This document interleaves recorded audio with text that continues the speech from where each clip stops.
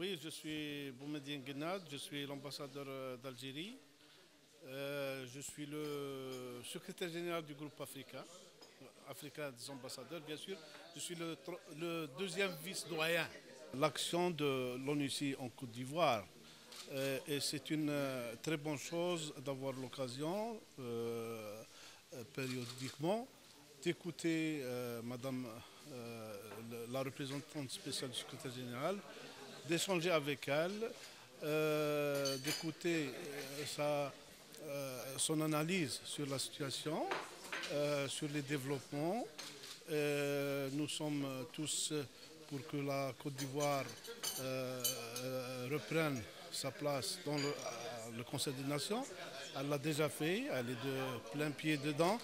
Et nous souhaitons tous que la Côte d'Ivoire ne revivra plus ce qu'elle a vécu durant la fin 2010, début 2011.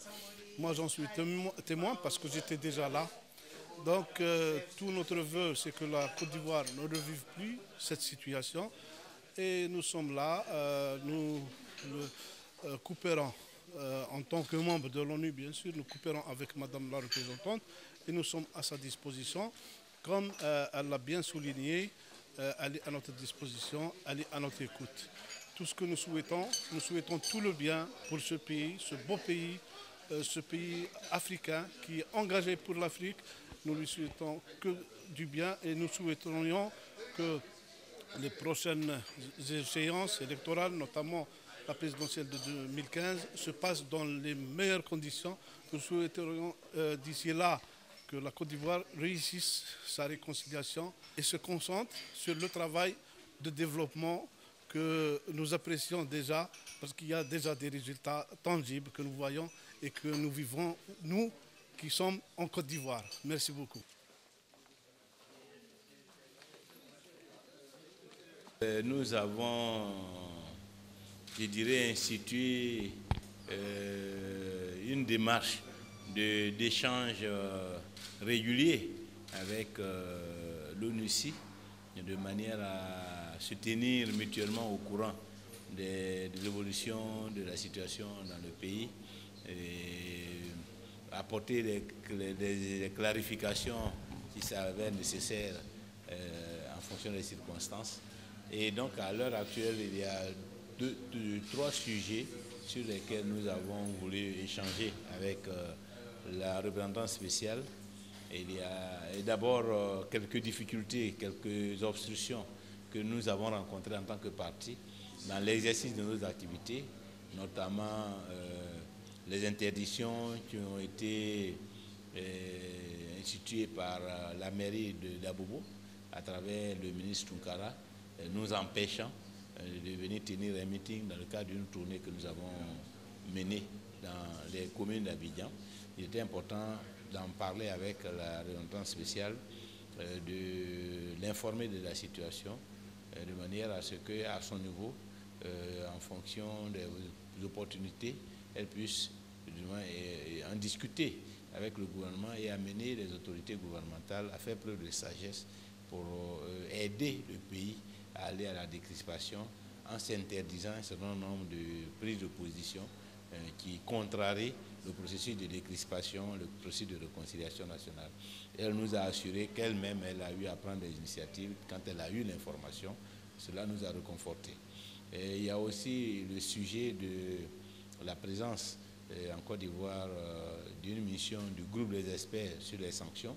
Nous-mêmes, nous sommes l'objet de sanctions, comme un certain nombre de camarades, enfin, on n'est pas, je crois, 2 ou 3, et il était bon qu'à l'occasion de cette mission, nous puissions aussi échanger avec la représentante spéciale pour qu'elle puisse appuyer nos positions, ce que nous allons dire à ce groupe d'experts pour que certaines sanctions soient levées, parce que si nous voulons aller à la réconciliation, à la décrispation, il faut que nos efforts aussi soient soutenus par l'ONU. Et puis, enfin, de façon générale, nous avons évoqué la situation nationale. Vous savez qu'il y a beaucoup de rumeurs, beaucoup de bruit qui circulent ces derniers temps. Il était bon d'échanger avec la représentante spéciale pour que nous puissions nous aussi nous inscrire dans la ligne qui peut permettre au pays de gérer efficacement toutes les situations qui pourraient se produire. Sur le comment, que parfois nous avons des divergences. Nous pensons que nous ne pouvons pas mener ces réformes sans un bilan, sans un état des lieux, sans un diagnostic. Et que c'est le diagnostic qui va nous permettre de dégager les voies de réforme. Et que ce diagnostic, il nous le faut mettre en œuvre dans un cadre élargi, dans un cadre démocratique que nous avons appelé les États généraux de la République.